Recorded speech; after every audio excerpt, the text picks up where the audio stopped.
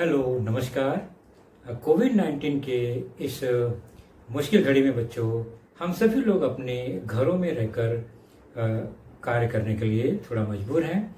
लेकिन मुंबई महानगर पालिका ने आपको घर बैठे ही पढ़ाने या यूं कहें अध्ययन करने का एक मौका दिया है, जो कि हमारे महानगर पालिका के चैनल द्वारा आपको वीडियो के रूप में लेसन प्रसारित किया जाएगा।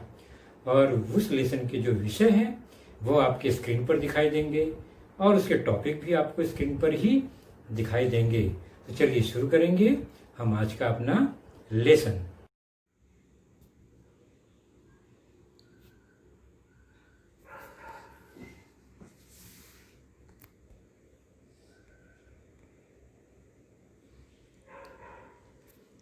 बच्चों, आपने देखा आज का लेसन कौन सा होगा। वह है कक्षा 8वीं से विषय सामान्य विज्ञान, और हमारा जो पाठ चल रहा है उसे कंटिन्यू करेंगे, अर्थात पाठ 5वां, परमाणु का अंतर्भाग, भाग दूसरा।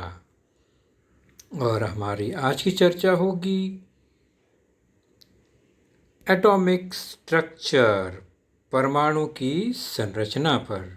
और मैं हूं आपका वर्चुअल मार्गदर्शक अजय कुमार मौर्य, वर्चुअल क्लासरूम दादर से। तो परमाणु की संरचना में हमने बच्चों परमाणु का इतिहास यानी परमाणु का मॉडल अलग अलग वैज्ञानिकों ने किस तरह पेश किया उसको हमने जाना। उसमें कुछ सिद्धांत थे, शुरुआत में डाल्टन के, फिर थॉमसन के, और हमने रुदरफोर्ड तक चर्चा की थी। और इसी से रुदरफोर्ड की चर्चा से ही हम आगे बढ़ेंगे धीरे धीरे और वर्तमान एटॉमिक स्ट्रक्चर तक पहुंचेंगे।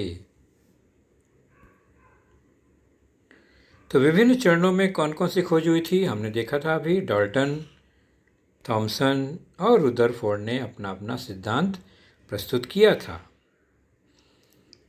डाल्टन का परमाणु, थॉमसन का परमाणु और रुदरफोर्ड का परमाणु में क्या फ़र्क था। डाल्टन ने शुरू में बताया कि परमाणु जो है वो किसी भी पदार्थ का छोटा से छोटा कण है। ये तो सूक्ष्म कण है, बता ही दिया। वह सघन है तथा ठोस गोला है, ऐसा डाल्टन ने कहा। और ये 1803 में हुआ। उसी प्रकार 1904 में थॉमसन ने बताया कि नहीं, इसमें कुछ फ़र्क है।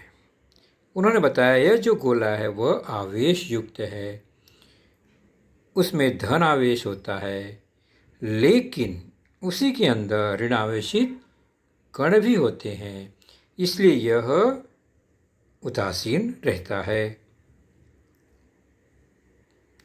उसके बाद रुदरफोर्ड ने बताया कि नहीं, यह जो गोला है वह ठोस नहीं है, यह एक खोखला गोला है और उसके बीच में उसका नाभिक है।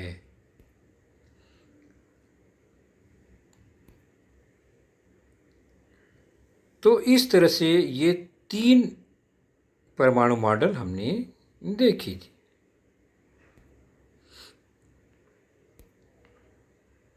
आज की चर्चा होगी बोर का परमाणु सिद्धांत, और फिर परमाणु की संरचना पर हम चलेंगे कि परमाणु के अंदर होता क्या है। तो सबसे पहले रुदरफोर्ड जो ने बताया, वो उन्होंने बताया कि कोई भी परमाणु के अंदर एक नाभिक है और उसके चारों ओर इलेक्ट्रॉन घूम रहे हैं, चक्कर लगा रहे हैं, ऐसा उन्होंने कहा। तो ठीक है, यह बात मान लिया सबने। लेकिन उन्हीं के शिष्य बोर ने कुछ भौतिक नियमों का हवाला दिया, उदाहरण पेश किया और कहा कि नहीं, कुछ न कुछ इसमें गड़बड़ी है, कमी है। क्या कमी हो सकती है? उन्होंने कहा कि जिस तरह रुदरफोर्ड ने बताया कि यह जो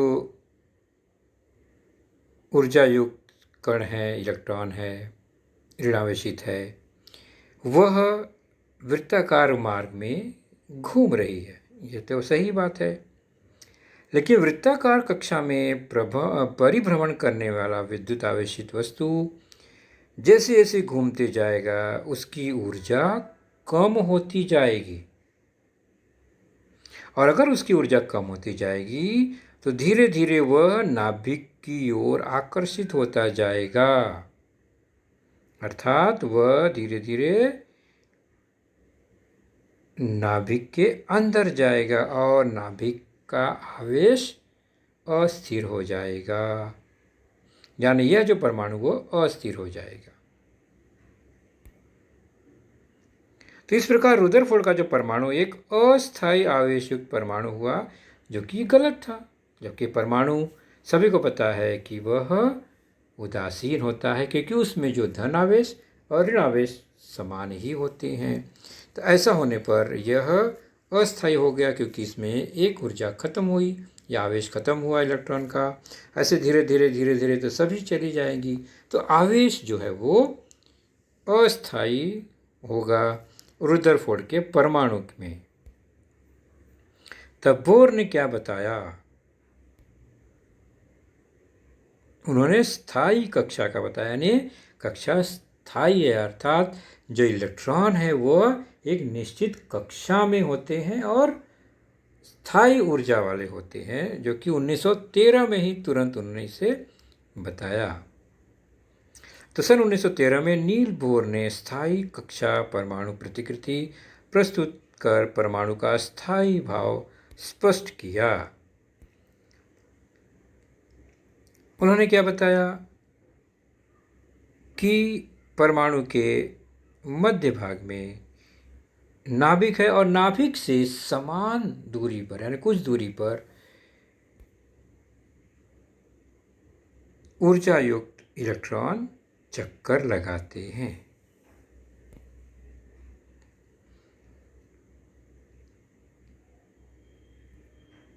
कुछ इलेक्ट्रॉन एक कक्षा में चक्कर लगा रहे हैं, उसी नाभिक से समान दूरी पर कुछ इलेक्ट्रॉन दूसरी कक्षा में चक्कर लगाते हैं, उसी नाभिक से समान दूरी पर कुछ इलेक्ट्रॉन इस तरह चक्कर लगाते रहते हैं। मतलब उनकी जो कक्षा है वो समकेंद्रीय, यानी एक ही केंद्र से समान दूरी पर स्थित विभिन्न कक्षाओं में इलेक्ट्रॉन चक्कर लगाते हैं, और वो जिस कक्षा में चक्कर लगाते हैं वहाँ पर वो स्थायी होती है, उनकी ऊर्जा जो है वो स्थिर रहती है। यानी अगर वो अपनी कक्षा में घूम रहे हैं तो उनकी जो ऊर्जा है वो स्थिर रहती है। तो परमाणु के नाभिक के चारों ओर परिभ्रमण करने वाले इलेक्ट्रॉन नाभिक से विशिष्ट दूरी पर होने वाले समकेंद्रीय वृत्ताकार कक्षाओं में होते हैं। ये पहला उन्होंने बताया। दूसरा, विशिष्ट कक्षा में इलेक्ट्रॉनों की जो ऊर्जा है वो स्थिर रहती है। तो ऊर्जा स्थिर रहती है, इसका मतलब वो उदासीन है। तो ऊर्जा में गड़बड़ी कब आएगी? जब वो अपनी कक्षा बदलेगा इलेक्ट्रॉन, तभी ऊर्जा का जो है लेन देन होगा। क्या अर्थ हुआ इसका? इसका अर्थ ये हुआ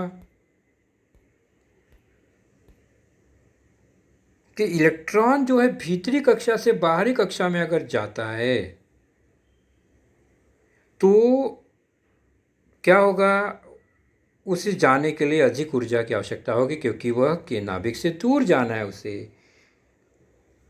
क्योंकि जो भी इलेक्ट्रॉन जितना करीब होगा नाभिक के, उसके पास उतनी कम ऊर्जा होगी, या वहाँ स्थिर रहने के लिए उसे बहुत कम ऊर्जा की आवश्यकता होगी, क्योंकि वह केंद्र के पास है, वह आकर्षित है केंद्र से अधिक बल से। लेकिन जैसे ही वो कक्षा बदलने का प्रयास करेगा या जैसे ही उसमें ऊर्जा अधिक आएगी, वह कक्षा बदल पाएगा। तो जब वो अंदर की कक्षा से बाहरी कक्षा में जाता है तो ऊर्जा अवशोषित करता है और वहाँ पहुँच जाता है, यानी जैसे ही दूर गया उसकी ऊर्जा बढ़ जाती है।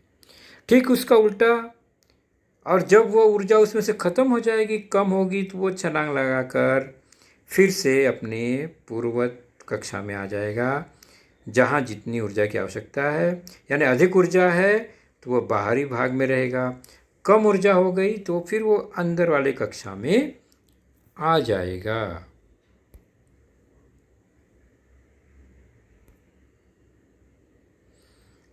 तो ये रहा बोर का एटॉमिक स्ट्रक्चर। अब हम चलते हैं, बाद में अलग अलग और भी शोध हुए। कुल मिलाकर बाद में यह क्लियर हुआ कि किसी भी परमाणु में 3 सूक्ष्म कण या उप परमाणविक कण या सब एटॉमिक पार्टिकल होते हैं। कुल मिलाकर वो क्या है उसी को हम जानेंगे। तो परमाणु में सबसे अंदर धन आवेशित नाभिक होता है और उसका बाहरी भाग खोखला है, अवकाश युक्त है। तो 2 भाग हो गए परमाणु के मुख्य, एक नाभिक अंदर का और बाहरी हिस्सा बाहरी भाग कहलाएगा। तो नाभिक और बाहरी भाग मिलाकर पूरा एक परमाणु का एरिया बनता है। तो परमाणु में एक नाभिक है और उसके बाहरी भाग है। नाभिक के अंदर क्या है पहले हम उसको जानेंगे। नाभिक, न्यूक्लियस। तो परमाणु का मध्य भाग नाभिक होता है और नाभिक धन आवेशित होता है। तो अंदर जो केंद्र में है वैसा वह धन आवेशित होता है, पॉजिटिवली चार्ज होता है। और पूरा द्रव्यमान यानी इस परमाणु का जितना भी द्रव्यमान है वह इसी नाभिक के कारण है। इलेक्ट्रॉन का वजन 9 के बराबर है, इसलिए वह बाहर तैरते रहता है। इतना हल्का होता है नाभिक की तुलना में कि वह बाहर घूमता रहता है, चक्कर लगाता है। तो द्रव्यमान का जो भी वजन है, परमाणु का जो भी द्रव्यमान है वह सब इसी नाभिक के कारण है। और नाभिक में 2 प्रकार के सूक्ष्म कण या उप परमाणविक कण या सब एटॉमिक पार्टिकल्स होते हैं। एक तो क्या है वो देखते हैं हम। तो नाभिक और बाहरी भाग मिलाकर परमाणु में 2 प्रकार के उप परमाणविक कण या सब एटॉमिक पार्टिकल होते हैं, जिसमें से धन आवेशित एक कण है प्रोटॉन, धन आवेशित प्रोटॉन, और दूसरा है बिना आवेश का उदासीन न्यूट्रॉन।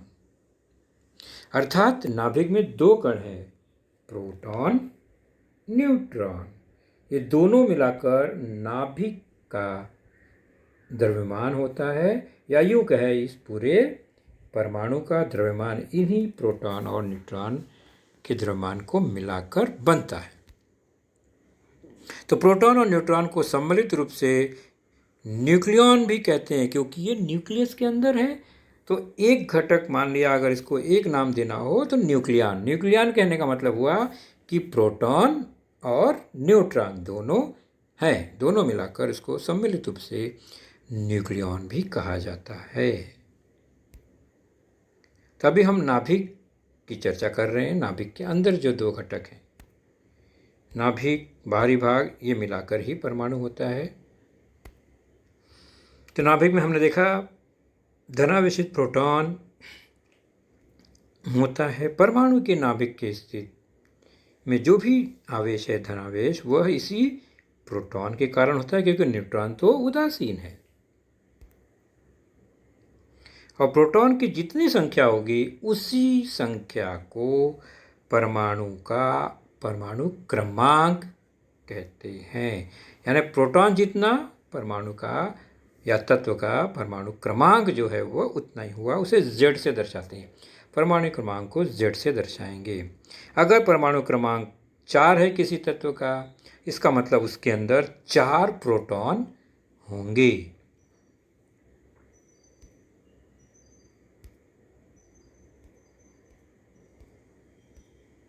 अगली चर्चा न्यूक्लियस की। दूसरा जो सूक्ष्म कण है न्यूक्लियस का नाभिक के अंदर, वह है न्यूट्रॉन। यह उदासीन सब एटॉमिक पार्टिकल है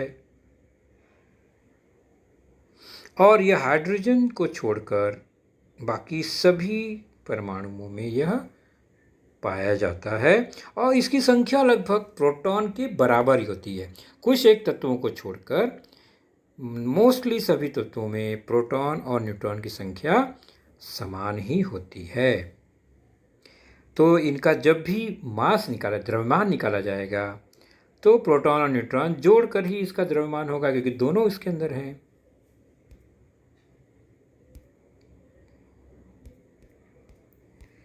चलिए चर्चा आगे बढ़ाएंगे। हमने जाना नाभिक का भाग यानी परमाणु के अंदर का भाग। अब ये दो कण तो इसमें मिल गए अंदर, परमाणु के बाहर क्या है यानी नाभिक के बाहर क्या है? तो परमाणु के नाभिक के बाएं भाग में स्थित ऋण आवेशित कण हैं जो कि इलेक्ट्रॉन है और बहुत ही हल्के हैं इस नाभिक की तुलना में, यानी उसका वजन न के बराबर माना गया है, नगण्य है। तो नाभिक का जो धन आवेश है प्रोटॉन, वह इलेक्ट्रॉन के बराबर होता है। यानी प्रोटॉन अगर 10 है तो इलेक्ट्रॉन भी 10 ही होंगे। इसके पहले मैंने बताया प्रोटॉन और न्यूट्रॉन भी समान होते हैं, लेकिन प्रोटॉन न्यूट्रॉन कभी कभी भिन्न भी हो सकते हैं, लेकिन इलेक्ट्रॉन और प्रोटॉन हमेशा समान होंगे, क्योंकि एक धन आवेशित है तो एक ऋण आवेशित है, इसलिए वो उदासीन है। एक भी कम ज़्यादा हुआ तो आवेश में परिवर्तन आ जाएगा। तो परमाणु के संपूर्ण द्रव्यमान में इलेक्ट्रॉन न के बराबर है, यानी इलेक्ट्रॉन को गिनते ही नहीं है उसके द्रव्यमान को। अर्थात परमाणु का जो द्रव्यमान है वह केवल नाभिक के द्रव्यमान से ही गणना की जाती है। तो अब उसको हम एक ग्राफ या ले डायग्राम वाला देखते हैं कि हमने परमाणु की संरचना में क्या क्या देखा। तो हमने उसमें 3 उप परमाणुविक कण देखे, सब एटॉमिक पार्टिकल्स। कौन कौन से? पहले देखा हमने प्रोटॉन धनावेशित, दूसरा न्यूट्रॉन उदासीन, ये दोनों कहाँ है? नाभिक के अंदर। और तीसरा जो कण देखा हमने इलेक्ट्रॉन ऋण आवेशित, वो नाभिक के बाह्य भाग में है। तो ये 3 सब एटॉमिक पार्टिकल्स या उप परमाणुविक कण हैं, जिसमें से प्रोटॉन न्यूट्रॉन अभी मैंने बताया ये नाभिक के अंदर होते हैं, और इलेक्ट्रॉन जो है वो नाभिक के बाहरी भाग में होता है।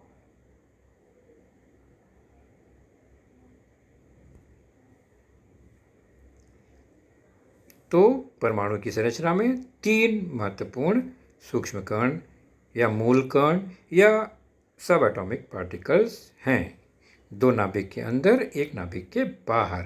प्रोटॉन न्यूट्रॉन लगभग समान होते हैं, लेकिन प्रोटॉन और इलेक्ट्रॉन यानी जो धन आवेशित और ऋण आवेशित कण हैं वह हमेशा समान ही होते हैं।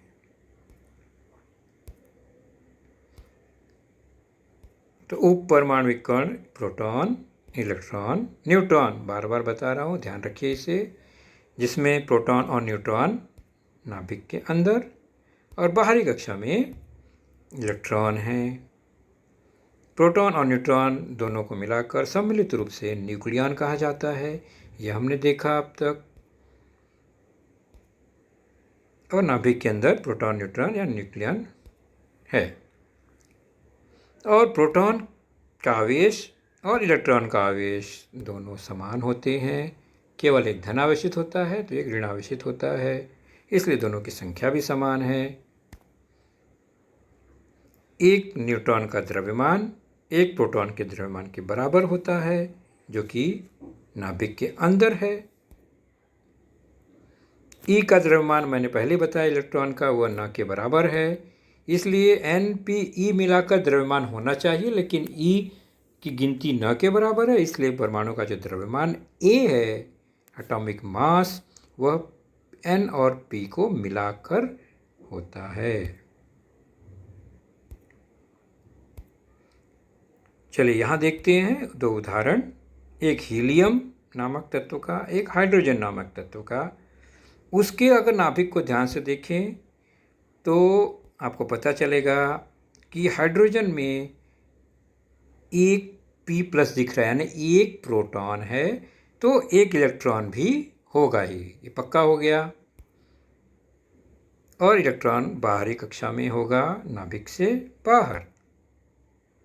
हीलियम को देखें तो 2 प्रोटॉन हैं, इसका मतलब उसके बाहरी कक्षा में 2 इलेक्ट्रॉन होंगे। चलिए ये भी क्लियर हो गया। अब उसके नाभिक को देखने पर न्यूट्रॉन की संख्या थोड़ा भिन्न भिन्न है। तो पहले परमाणु क्रमांक क्या होता है हमने चर्चा की, तो जितना प्रोटॉन है वही परमाणु क्रमांक है। तो हीलियम का प्रोटॉन 2 है, तो इलेक्ट्रॉन भी 2 है। चूंकि प्रोटॉन 2 है इसलिए इसका परमाणु क्रमांक 2 है। हीलियम का प्रोटॉन हाइड्रोजन का प्रोटॉन 1 है, हाइड्रोजन में 1 ही प्रोटॉन है। इलेक्ट्रॉन इसलिए 1 ही है। चूंकि प्रोटॉन 1 तो परमाणु क्रमांक भी 1 ही होगा। हाइड्रोजन में न्यूट्रॉन नहीं होता। तो कुछ और जानकारी देखते हैं। यह हीलियम का उदाहरण हमने अभी देखा, 2 इलेक्ट्रॉन 2 प्रोटॉन 1 न्यूट्रॉन इसके अंदर है।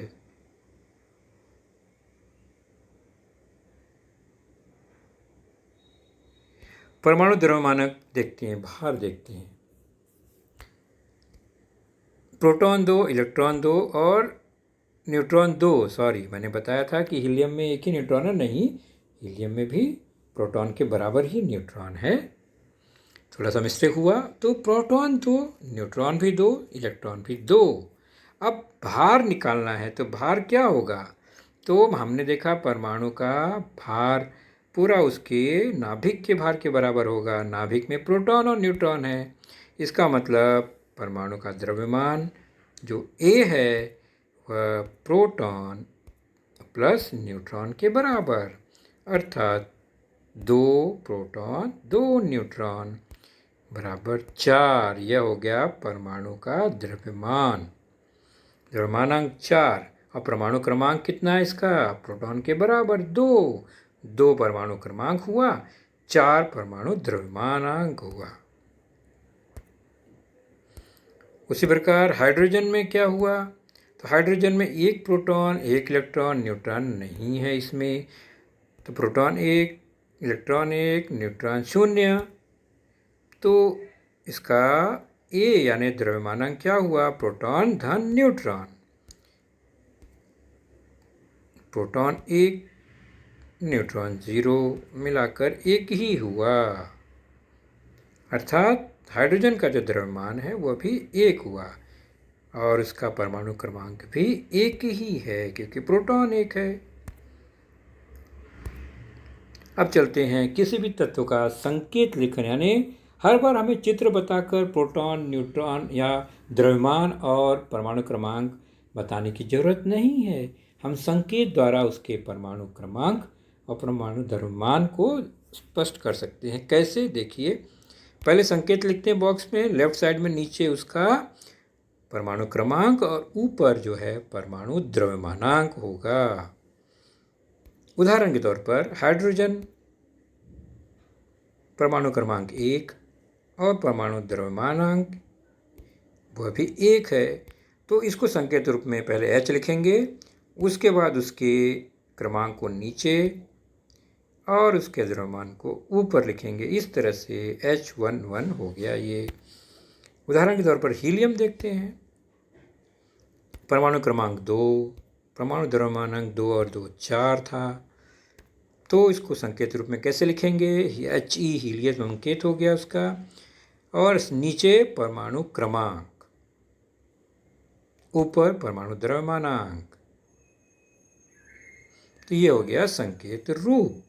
है ना आसान लिखना। तो कैसे लिखते हैं देखा आपने, बीच में संकेत बॉक्स दिखा है, A यानी द्रव्यमान ऊपर, Z क्रमांक नीचे। और कुछ उदाहरण है उसको हम देख लेंगे ध्यान से फटाफट। यह है हीलियम, हाइड्रोजन। तो 1 क्रमांक है और 1 द्रव्यमान भी है, तो 1 3 दिखाई दे रहे हैं, अर्थात यहाँ पर 3 प्रोटॉन तो होंगे, 3 इलेक्ट्रॉन दिखाई दे रहे हैं कुल कक्षा में मिलाकर। एक दो अंदर की कक्षा में है, एक बाहर है। लिथियम है ये, इसमें प्रोटॉन 3 होंगे पक्का है, न्यूट्रॉन 4 होते हैं बच्चों। इसका मतलब इसका द्रव्यमान हो गया 3 और 4 7। चूँकि प्रोटॉन 3 ही है तो क्रमांक 3, द्रव्यमान 7 हुआ, क्योंकि इसमें जो न्यूट्रॉन है वह 4 है। तो न्यूट्रॉन परमाणु क्रमांक और परमाणु भार से या द्रव्यमान से हम संकेत लिखेंगे। यह है ऑक्सीजन। ऑक्सीजन में प्रोटॉन 8 है, न्यूट्रॉन 8 है, इलेक्ट्रॉन इसलिए 8 आपको टोटल दिखाई दे रहे हैं। तो 8 और 8 16 इसका द्रव्यमान हो गया और 8 इसका परमाणु क्रमांक हो गया।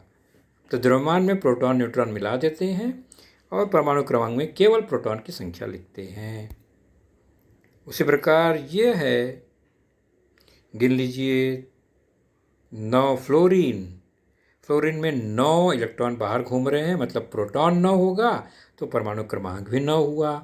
और चूँकि न्यूट्रॉन इसमें 10 होते हैं तो 9 और 10 19 हो गया इसका द्रव्यमान।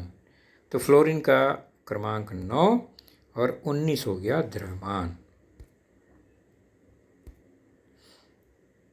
उसी प्रकार और एक दो उदाहरण सोडियम को देखते हैं। हमको पता है सोडियम में 11 इलेक्ट्रॉन हैं तो 11 प्रोटॉन होंगे, इसका मतलब इसका परमाणु क्रमांक 11 है।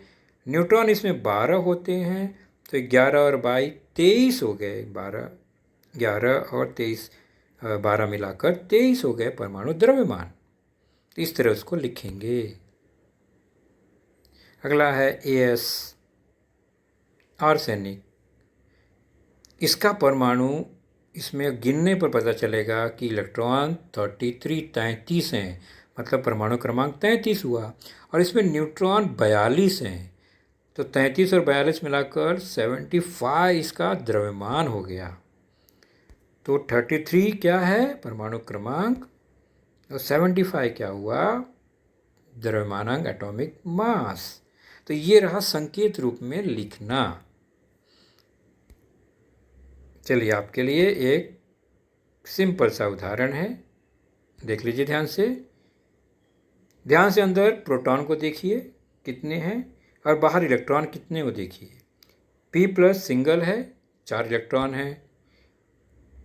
बाहरी कक्षा में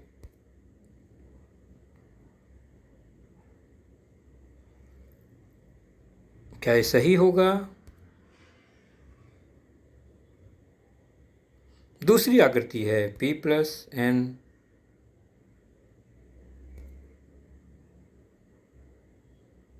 दोनों आकृति को ध्यान से देखिए। अब कौन सा सही है? एक में 4 प्रोटॉन 4 न्यूट्रॉन दिख रहा है और इलेक्ट्रॉन 4 हैं। इसका मतलब दूसरी आकृति सही है, जितने प्रोटॉन उतने इलेक्ट्रॉन तो होने चाहिए। कक्षा भले भिन्न भिन्न हो सकती थी, लेकिन संख्या के आधार पर देखिए तो 4 प्रोटॉन 4 इलेक्ट्रॉन होने चाहिए। इस आकृति को देखकर केवल आपको पार्टिकल्स की संख्या लिखनी है। जैसे प्रोटॉन कितने हैं इसमें तो दिखाई दे रहा है, न्यूट्रॉन किस में है कितना है वो देखना है, इलेक्ट्रॉन कितने होंगे ये आपको बताना है, एटॉमिक मास कितना होगा, द्रव्यमानांक कितना होगा ये बताना है, और एटॉमिक नंबर सेट परमाणु क्रमांक कितना होगा यह बताना है। चित्र को ध्यान से देखो और उसके सामने लिखो। चलिए देखते हैं प्रोटॉन कितने हैं, 4, वो दिख ही रहा है वहाँ पर। तो निश्चित है इलेक्ट्रॉन कितने हुए, वो भी 4 दिख रहा है। 4 अंदर ही के नाभिक में दिख रहा है। इलेक्ट्रॉन कितने होंगे, न्यूट्रॉन 4 हुए।